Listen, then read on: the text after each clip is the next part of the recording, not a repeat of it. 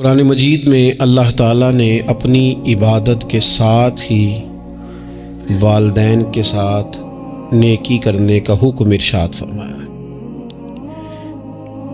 کئی جگہوں پہ قرآن مجید میں ارشاد فرمایا، سورہ بقرہ میں پہلے پارے میں فرمایا اللہ کے علاوہ کسی کی عبادت نہ کرو اور اپنے والدین کے ساتھ احسان کرو۔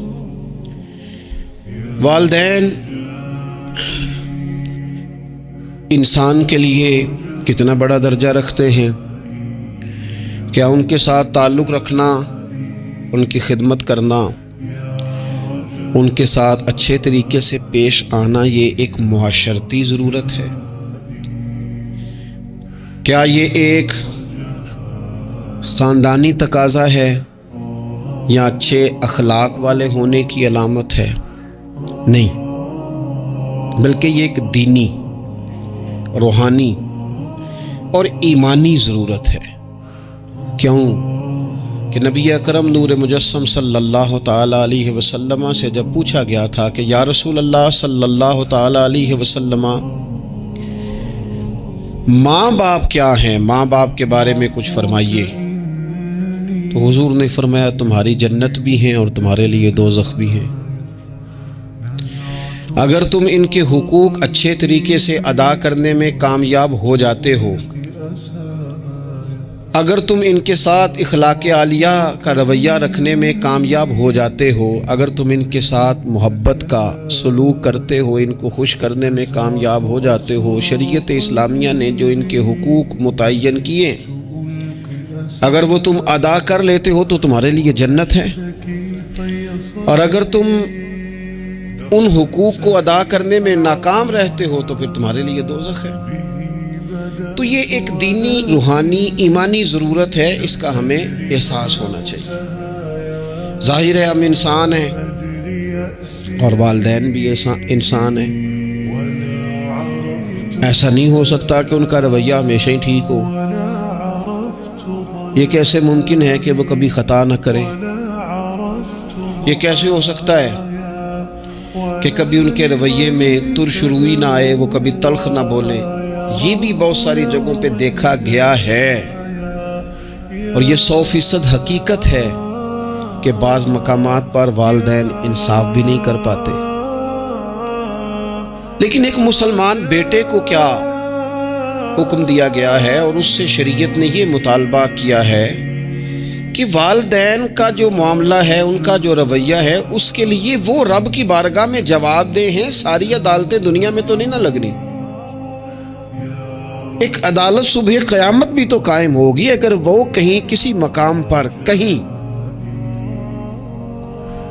جگہ پر وہ کسی غلطی کا شکار ہیں تو اند اللہ جواب دیں گے، ہم کیا کریں؟ تو حضور علیہ الصلوۃ والسلام نے فرمایا اگر تمہارے ماں باپ تم پر ظلم بھی کریں تو تم نے پھر بھی نیکی کرنی ہے، تمہارے رویے سے خیر ہی پھوٹنی چاہیے، تمہارے لب و لہجے سے ان کے لیے ہمیشہ خوبصورت رائے کا اظہار ہی ہونا چاہیے، تمہارے بازو ان کے لیے ہمیشہ کھلے رہنے چاہیے، اور تمہیں ان کے معاملے میں ہمیشہ اپنے رب کو جواب دینے کا تصور قائم رکھنا چاہیے، تمہارے اندر کہیں کمزوری نہ آئے۔ میں بڑی دیر سے اپنے دوستوں کی توجہ اس بات کی طرف مبذول کرا رہا ہوں کہ انسان کے ساتھ ہی ساری چیزیں رہتی ہیں، بیماریاں بھی، پریشانیاں بھی، کاروبار کا اتار چڑھاؤ بھی، انسان کے ساتھ دوستوں کی کبھی وفاداری، کبھی بے وفائی، کبھی بچوں کے مسائل، کبھی دیگر رشتہ داروں کے مسائل۔ اسے حکم یہ دیا گیا ہے، اسے سمجھایا یہ گیا ہے کہ وہ کسی ایک چیز میں الجھ کر باقی چیزوں کو بھولنا نہ شروع کر دے، کسی ایک پریشانی، ایک آزمائش کی وجہ سے اپنی زندگی کے سارے معاملات کو داؤ پہ لگانا نہ شروع کر دے، بلکہ وہ اپنے دل کو، اپنے سینے کو، اپنی طبیعت کو کشادہ رکھے۔ یہی معاملہ ماں باپ کے تعلق سے ہوتا ہے۔ ہم نہ ذرا دیگر کاموں میں بعض اوقات اس طرح کو الجھتے ہیں کہ اپنی اس اہم ذمہ داری سے ہم نظریں ہٹا لیتے ہیں۔ میرے نبی اکرم صلی اللہ تعالیٰ علیہ وسلم سے ایک شخص نے یہ عرض کیا تھا کہ یا رسول اللہ صلی اللہ تعالیٰ علیہ وسلم، میں نے نہ تیز دھوپ میں جلتی اور تپتی ہوئی زمین پر کئی میل کا سفر اپنی ماں کو اٹھا کے اس طرح کیا ہے کہ میرے پیروں میں جوتے نہیں تھے۔ اس پوری بات کو پھر سے آپ سمجھے بھلا میں نے کیا کہا۔ یعنی گرم زمین پر گرمیوں میں چلنا ایک انتہائی مشکل کام ہے، اور پھر گرمی اگر عرب شریف کی ہو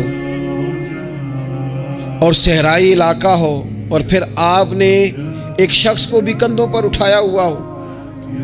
یا رسول اللہ صلی اللہ تعالی علیہ وسلم، گرم موسم میں گرم ریت پر ننگے پاؤں ماں کو اٹھا کر میں نے میلوں کا سفر کیا۔ خدا را میری بات کو تقریر نہ سمجھنا، یہ ایک غلام نے اپنے نبی سے سوال کیا ہے۔ اس سوال کی لذت کو محسوس کریں اور پھر جواب کا حسن ملاحظہ کریں۔ عرض کی حضور، بڑا میں نے سنا ہے کہ ماں باپ کی خدمت کا حق ادا کرنا چاہیے، تو وہ میں کوئی حق ادا کر سکا ہوں، کوئی خدمت کر سکا ہوں؟ اس نے کہا میں نے میلوں ننگے پاؤں تپتی زمین پر صحرا میں سفر کیا ہے۔ تو محبوب کریم نے بھی اسے سبق یاد کرایا۔ اس نے اپنی طرف سے خدمت بتائی تھی تو حضور نے ماں کی شفقت بتائی۔ فرمایا جب تو پیدا ہوا تھا تو تیری ماں کو درد کے جھٹکے آئے تھے، وہ جو جھٹکے آئے تھے نا، ان جھٹکوں میں سے اب یہ ایک جھٹکے کا بھی تو حق ادا نہیں کر سکا۔ وہ جو درد کے جھٹکے تھے، وہ جو تکلیف تھی، کتنی مائیں دوران زچ کی دنیا سے چلی جاتی ہیں۔ وہ بیٹا پیدا کر گئی، خود رخصت ہو گئی، وہ جان پر کھیل گئی، لیکن ایک زندگی دنیا میں چھوڑ گئی۔ لیکن کیا کبھی ایسا ہوا ہے کہ کسی ماں نے کہیں کھڑے ہو کے کہا ہو کہ اوہو میں نے بڑا کام کیا ہے، میں نے بڑی خدمت کی ہے، میں نے یہ کیا ہے، میں نے یہ اعزاز دیا ہے؟ لیکن بچے تھوڑا سا کر کے نا، آپ نے ناراض نہیں ہونا، میں نے اپنے کانوں سے یہ باتیں سنی ہیں کہ جی الحمدللہ میں نے ابا جی کو حج کرایا ہے، شکر ہے اللہ کا جی، ابا جی میرے پاس ہی تھے جی، باقی بھائیوں کے پاس نہیں تھے۔ تو ابا جی کس کے تھے؟ پڑوسی نے حج کرانا تھا، آپ کے پاس تھے نا، تو آپ کے والد ہی تھے نا۔ آپ نے یہ 20 مرتبہ بتایا ہے کہ والد کی میں خدمت کرتا ہوں، میرے پاس رہتا، یہ بھی بتاؤ کہ ابا نے مجھے حصہ کتنا دیا ہے۔ ساتھ یہ بھی بیان کرو کہ صرف ابا ہی میرے پاس نہیں رہتا، میں نے بھی ساری زندگی باپ کے پاس ہی گزاری ہے۔ اس نے بھی کبھی کہا تھا چاروں میرے پاس ہوتے ہیں، پانچوں میں نے رکھے ہوئے ہیں۔ کیا مذاق ہے، کتنی چھوٹی سوچ ہے۔ اپنے والدین کے ساتھ بڑا رویہ عمدہ کیا جائے، کبھی نہ الجھنا، خبردار۔ ایک مقام پر ماں باپ کی نافرمانی کی جا سکتی ہے، وہ کب؟ جب وہ آپ کو دین کے مخالف چلنے کا کہیں، جب رب رسول کی مخالفت کا معاذ اللہ کہیں، اور مسلمان والدین یہ کبھی کہہ سکتے نہیں۔ باقی ہر کام میں ان کی فرما برداری ہے، ان کی خدمت ہے، ہر جائز کام میں ان کی بات کو تسلیم کرنا ہے۔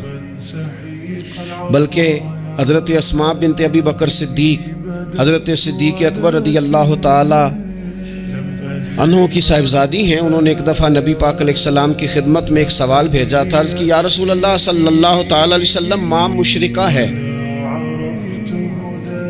اللہ رسول کو نہیں مانتی، معاذ اللہ، ماں مشرکہ ہے، تو حضور وہ مجھ سے ملنا چاہتی ہے، کیا میں اس سے حسن سلوک کر سکتی ہوں؟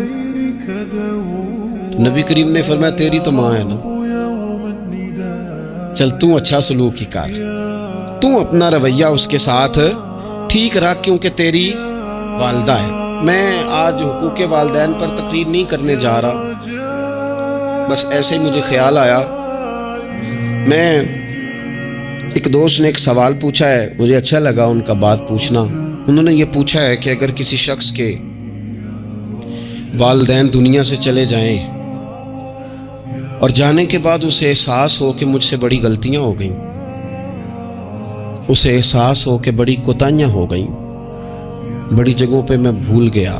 بہت سارے لوگوں کو پچھتاوا ہوتا ہے کہ یار بڑی چیزیں تھیں جو ہم کر سکتے تھے پر ہم سے نہیں ہو سکیں۔ انہوں نے پوچھا جی کوئی اب بھی کوئی اس کا حل ہے؟ تو میں نے کہا ہے نا، ہم رسول رحمت کے ماننے والے ہیں صلی اللہ تعالی علیہ وسلم۔ نبی پاک صلی اللہ تعالی علیہ وسلم نے ارشاد فرمایا، الترغیب والترہیب میں حدیث موجود ہے، حضرت انس بن مالک رضی اللہ تعالیٰ عنہ حدیث کے راوی ہیں۔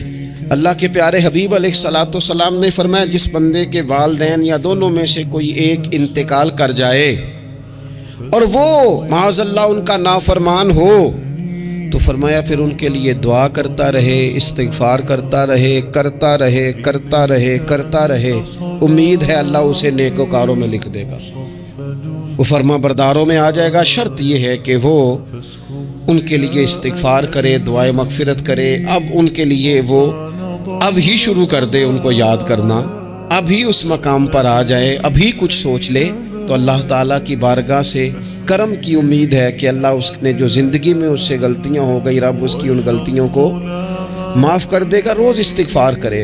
ایک دوست نے مجھ سے ایک دفعہ پوچھا تھا کہ حضرت صاحب والدین چلے گئے ہیں، ان کے لیے کیا کروں؟ تو بڑی بڑی چیزیں بھی کی جا سکتی ہیں، لیکن میں نے اپنے اس محبت والے دوست کو یہ محبت والا مشورہ دیا تھا کہ میں چونکہ آپ کو جانتا ہوں آپ نماز میں کوتاہی کرتے ہیں، آپ نہ نماز پڑھنی شروع کر دیں۔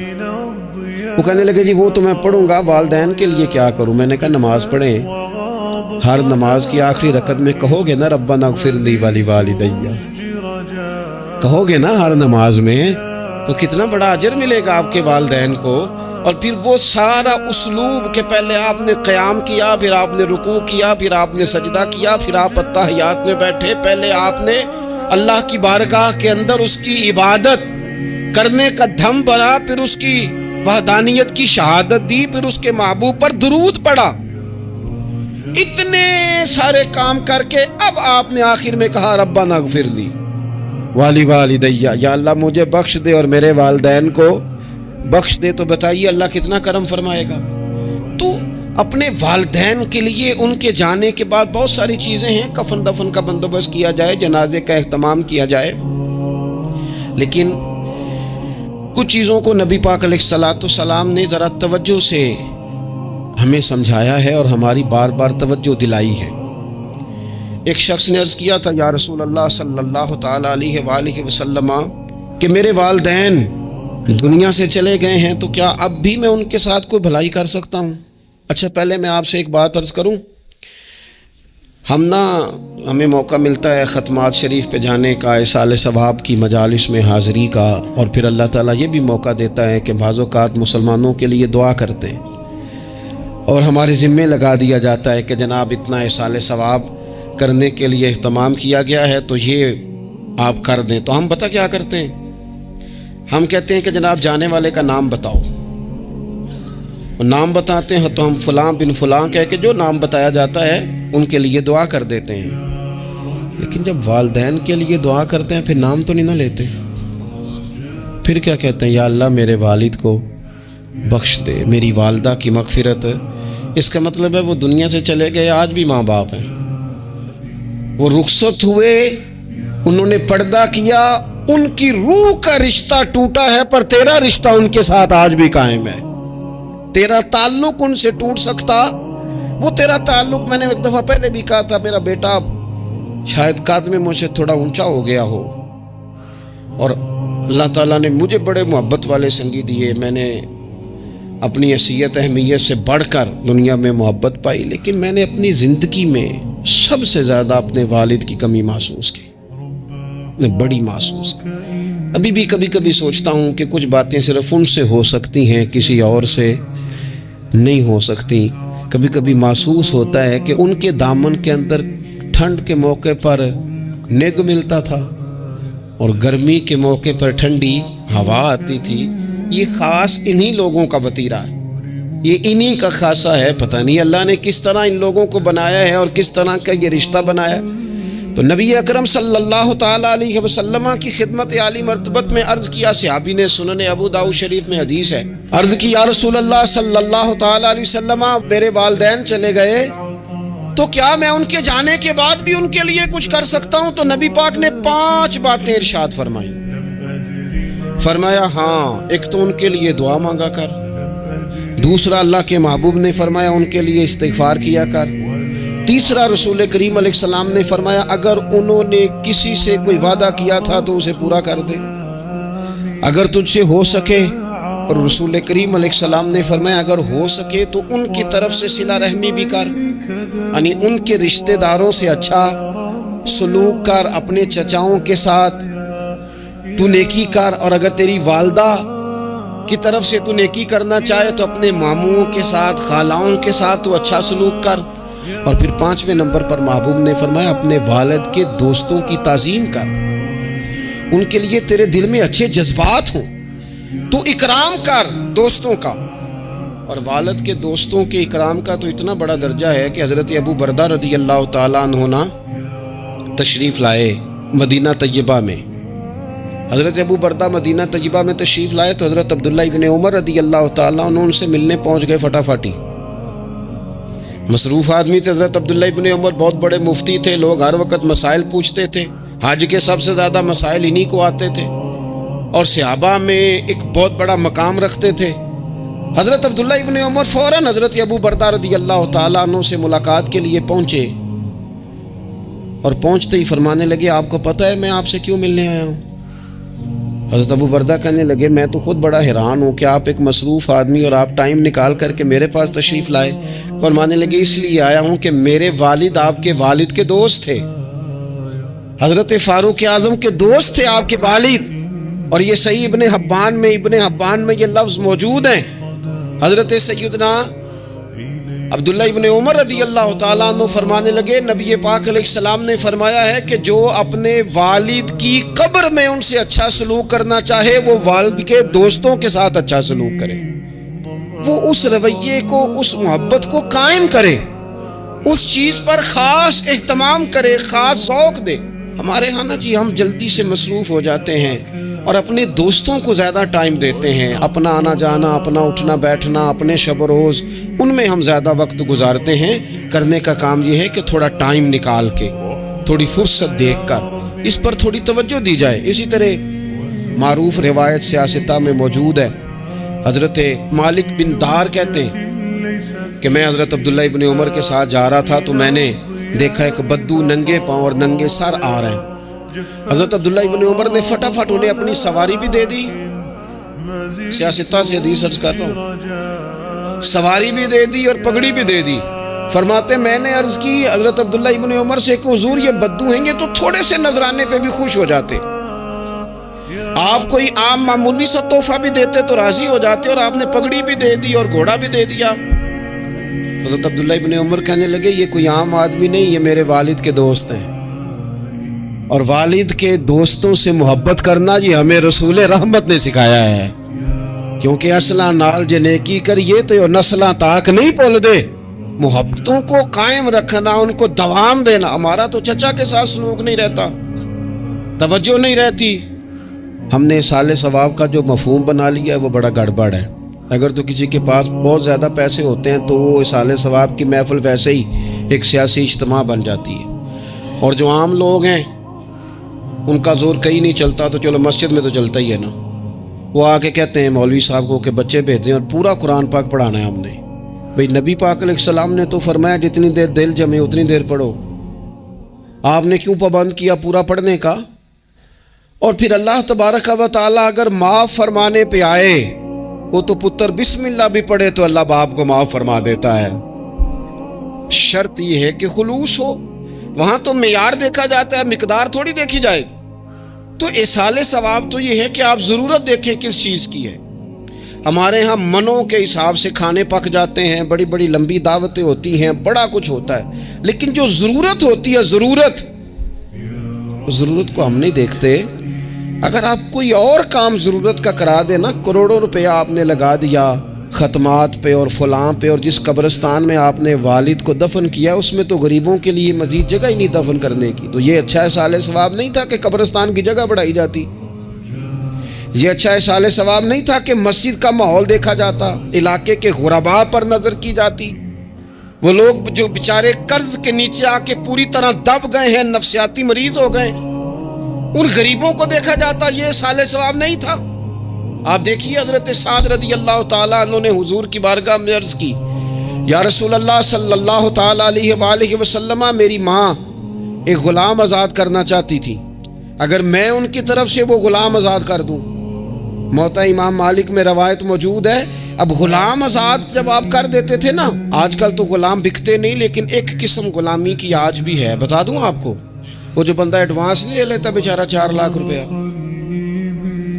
پھر اس کو تنخواہ بھی پوری نہیں ملتی، اور اس کی جان بھی نہیں چھوٹتی، وہ کہیں اور جا بھی نہیں سکتا. بھئی آپ ایڈوانس دیں گے کسی کو، اس کو خرید تو نہیں نہ لیں گے، اس کی مجبوری تو نہیں نہ خریدیں گے، اللہ کو ناراض تو نہیں نہ کر لیں گے. آپ ایڈوانس دیں لیکن پھر اسے تنخواہ بھی تو اتنی دیں جتنی معاشرے میں روٹین سے ہوتی ہے. یا رسول اللہ اگر میں غلام آزاد کر دوں اپنی ماں کی طرف سے، چل تو بھی کسی کو ایڈوانس معاف کر دے ماں باپ کی طرف سے، چل تو بھی کسی کو چھوڑ دے قرضہ ماں باپ کی طرف سے چھوڑ دے، کچھ نہیں ہوتا. رسول کریم علیہ السلام کی بارگاہ میں عرض کی حضرت سعد نے، یا رسول اللہ صلی اللہ تعالی علیہ وسلم اگر میں اماں کی طرف سے غلام آزاد کروں تو ماں کو ثواب ملے گا؟ حضور نے فرمایا کرنا، ملے گا نا تیری ماں کو ثواب، کرنا تم یہ اصال ثواب، یہ والا اصال ثواب کرنا. حضرت سعد رضی اللہ تعالیٰ عنہ نے ایک مقام پر یہ بھی عرض کیا تھا، ابو داؤد شریف میں موجود ہے کہ یا رسول اللہ صلی اللہ تعالیٰ علیہ وسلم میری ماں کا انتقال ہو گیا، ان کی طرف سے کچھ کرنا چاہتا ہوں، کیا کروں؟ میں آپ سے عرض کرتا ہوں نا، تنقید کرنا تو آسان کام ہے، تو بنائے نا کسی مدرسے میں کمرہ جہاں طالب علم پڑھیں، والدین کی طرف سے بنائیں، جا کے دیکھو نا. یہ بات کرنا تو آسان ہے کہ ہسپتالوں میں ایک ایک بیڈ پہ 4 لوگ پڑے ہیں، تو آپ اپنے والد صاحب کی طرف سے ہسپتال میں 2 کمرے بنوا دینا، آپ کو 20 بیڈ پہنچا دینا. آپ جا کے بات کریں کسی ٹرسٹ والے سے اور کسی سرکاری ہاسپٹل والے سے کہ لائنوں میں لگے ہوئے ہیں لوگ، ہارٹ کا پیشنٹ جو بیچارہ قریب ہو جاتا ہے موت کے اور اس کا ٹیسٹ ہی نہیں ہو پاتا، مشینیں نہیں چلتی، تو آ کے پڑھے نا.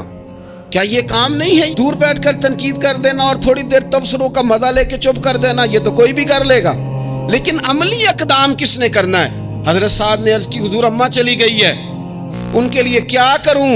تو شارحین حدیث کہتے ہیں شاید میٹھے پانی کے کنووں کی بعض جگہوں پہ کمی تھی، کریم نے فرمایا پانی کا اصال ثواب کر. حضرت سعد نے اماں کی طرف سے پورا کنواں کھدوایا اور حضور نے نام رکھا، فرمایا یہ سعد کی ماں کے نام کا کنواں ہے. تو کر دیں اماں جی کے نام پر کوئی خیر کا کام. اگر اور کچھ نہ ہو سکے تو اگر گلی ہم نے تنگ کر دیا نا تو ابا جی کی طرف سے وہ کشادہ کر دیں، اس کا بھی ثواب ہوگا انشاءاللہ. 4 فٹ جگہ چھوڑ دیں تاکہ لوگوں کو آنے جانے میں آسانی ہو. جہاں جہاں آپ لوگوں کے لیے خیر کریں گے اس پہ اللہ اجر عطا کرے. تو اصال ثواب کی یہ والی صورتیں بھی اختیار کریں. پھر ٹائم نکال کر والدین کی قبر پر جائیں اور وہاں حاضری دیں. جو لوگ مزارات پر جانے کے شوقین ہیں وہ ضرور جائیں، میں بھی جاتا ہوں. اور میں آپ کو پہلے بھی کہہ چکا ہوں، میں داتا صاحب رحمۃ اللہ علیہ کبھی بھی اس طرح نہیں گیا کہ میں جلسے پہ گیا ہوں، محفل پہ گیا ہوں، کسی کام گیا ہوں تو حاضری دے لوں. میں سمجھتا ہوں یہ ٹھیک نہیں ہے. میں تو داتا صاحب اسپیشل جاتا ہوں. میں تو حضرت بابا صاحب بھی جب جاتا ہوں تو اسپیشل جاتا ہوں، اور میں جاتا بھی ہوں تو ان کی خدمات دینیہ کو، ان کی عظمتوں کو سلام کرنے جاتا ہوں. میں تو فیوزات روحانیہ کے لیے جاتا ہوں، ایز اے خاص جاتا ہوں، حاضری دیتا ہوں. یہ بڑا کمال بات ہے. لیکن آپ کو ایک بات عرض کروں، یہ اللہ والوں کے مزارات ہیں، ان پر ضرور جانا چاہیے. لیکن ایک بات یاد رکھنا، ہر بیٹے کے لیے اس کے باپ کی قبر مزار ہے، ہر بیٹے کے لیے اس کی ماں کی قبر مزار ہے. اس پر بھی حاضری دو. حاضری کا مزاج بناؤ. یہاں جا کر کے نا حاضری دے کے آؤ. میں قبرستان سے نکل رہا تھا تو ایک دوست نے مجھے کہا کہاں ہیں؟ میں نے کہا میں اپنے والد صاحب کی قبر پہ حاضری دے کے آ رہا ہوں. کہنے لگے ان کا مزار کہاں ہے؟ میں نے کہا وہ آپ کے لیے تو کوئی روایتی مزار نہیں ہے، وہ میرے لیے مزار ہے، کیونکہ میرے والد ہیں نا، وہ راضی ہوں گے تو رب راضی ہوگا. والدہ کے لیے نبی پاک نے فرمایا اس کے پیروں کے نیچے جنت ہے، تو جس کے پیروں کے نیچے تیری جنت ہے، بتاؤ اس کی قبر تیرے لیے مزار نہیں؟ اس کی قبر تیرے لیے باعث فیوز و برکات نہیں؟ تو نبی پاک صلی اللہ علیہ وسلم نے فرمایا ایک روایت میں، جو ہر جمعے والے دن اپنے والدین کی قبر پہ جائے گا، اللہ تبارک و تعالی جانے والے کی بھی بخشش فرما دے گا. تھوڑا سا نا مخصوص سا ٹائم نکالیں، کچھ تھوڑا سا ارادہ کریں، حاضری کا پروگرام بنائیں. ایک بات اور عرض کرنی ہے یہاں، اس کو میں بڑا ضروری سمجھتا ہوں آخر میں آپ کی خدمت میں عرض کرنا. ایک بات اچھی طرح سے طے کر لینا، کچھ چیزیں ایسی ہوتی ہیں جو ادھار ہوتی ہیں، کچھ ایسی ہوتی ہیں جو نقد ہوتی ہیں، بالکل نقد، ان میں ادھار نہیں ہوتا. وہ کہتے ہیں نا جی ہم جی ادھار کا کاروبار نہیں کرتے، ہمارا سارا کاروبار کیش کا ہے، ہم بالکل ایک ہاتھ دے دوسرے ہاتھ لے، ہمارا یہ سلسلہ ہے، ہم بالکل جو ہے نا کسی قسم کا کریڈٹ پہ نہیں چلتے۔ میں آپ سے عرض کروں، نبی پاک علیہ السلام نے فرمایا کسی جرم کی سزا اللہ تعالیٰ دنیا میں نہیں دیتا اتنی جلدی۔ بہت ساری سزائیں رب نے روک دی ہیں، قیامت کو دی جائے گی۔ اللہ تعالیٰ سب سزاؤں سے ہمیں محفوظ فرمائے، لیکن فرمایا والدین کی نافرمانی ایسا جرم ہے جس کی دنیا میں بھی سزا ملتی ہے، دنیا میں یہ طے ہے۔ حضور علیہ السلام نے کبھی کسی شخص کے لیے دعائے ضرر نہیں کی۔ حضور نے تو کبھی یہ بھی نہیں کہا، جو پتھر مار رہے تھے کہ یہ تباہ ہو جائیں، برباد ہو جائیں، ان کی ناک خاک آلود ہو جائے، لیکن سیڑھیاں چڑھتے ہوئے جو مشہور حدیث ہے، محبوب نے آمین کہا، اور پھر حضرت جبریل نے جب 3 لوگ بتائے تو ان میں ایک بندہ وہ تھا، حضرت جبریل امین عرض کرنے لگے یا رسول اللہ صلی اللہ تعالیٰ علیہ وسلم، جس نے اپنے ماں باپ دونوں یا کسی ایک کو بڑھاپے میں پایا اور پھر ان کی خدمت کر کے جنت حاصل نہ کر سکا، اس کی ناک خاک آلود ہو جائے، تو حضور فرماتے میں نے بھی کہا آمین، ہو جائے، اسے ہو ہی جانا چاہیے۔ یہ شخص اس طرح کا ہے کہ اسے خاک آلود ہو ہی جانا چاہیے۔ کبھی بھی زندگی میں اپنے والدین، کیا ہمیں دعا سکھائی قرآن پاک نے، کہا وَقُرْ رَبِّ ارْحَمْهُمَا كَمَا رَبَّيَانِي صَغِيرًا، آپ کہیے، آپ یہ دعا کیجئے کہ اے میرے پروردگار ان دونوں پر رحم فرما جنہوں نے بچپن میں مجھے پالا، ان دونوں پر رحم فرما۔ اپنے والدین کے لیے اپنے تھوڑے سے دل کو بڑا کریں، کچھ چیزیں اپنی زندگی میں طے کریں، کچھ معاملات اپنی زندگی میں۔ ہمارے ایک استاد تھے گجرانوالہ میں، نام لیتا ہوں، حضرت مفتی عبداللطیف صاحب رحمۃ اللہ علیہ، یہ حضرت محدث اعظم کے شاگرد ہیں، اور اعلیٰ حضرت کے بڑے صاحبزادے حضرت حجت الاسلام مولانا حامد رضا خان صاحب رحمۃ اللہ علیہ کے یہ شاید واحد مرید تھے ہمارے شہر میں، مفتی عبداللطیف صاحب قادری حامدی۔ گجرانوالہ میں شاید کوئی شخص ہو جس نے گجرانوالہ میں پڑھا ہو تو وہ حضرت کا شاگرد یا شاگرد کا شاگرد، یہ ان کی زندگی تھی۔